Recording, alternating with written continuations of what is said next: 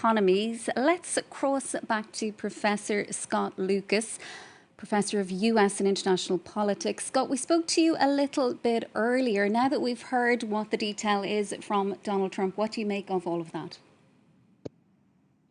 Before talking about the effects, and they're bad, let me just say that I think that was the dumbest, most economically illiterate speech I have heard in my life. And I've heard a lot of bad ones. It was filled with lies and distortions. And I need to back that up. For example, the idea that the European Union has a 39% tariff rate on the United States. The weighted average of EU tariffs on the US is 1%. Japan, which supposedly, according to Trump, had a 46% tariff rate, the weighted average of tariffs on US products is 3.2%.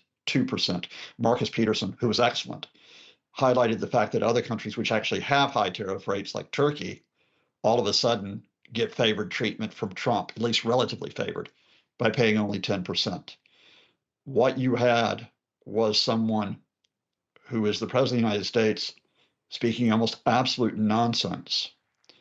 And the biggest nonsense of all was the idea that tariffs can replace income taxes and that they will lead to economic growth. They won't. Now, how bad is this? You have varying rates across the board. You have 20% on the EU. You have 34% on China, even higher on some countries. Lowest rates are still only going to be, are still at least 10%.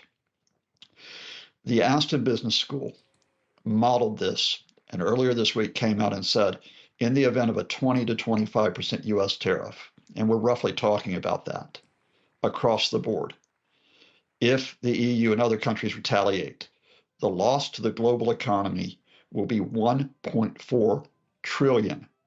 That is trillion with a T, dollars to the global economy.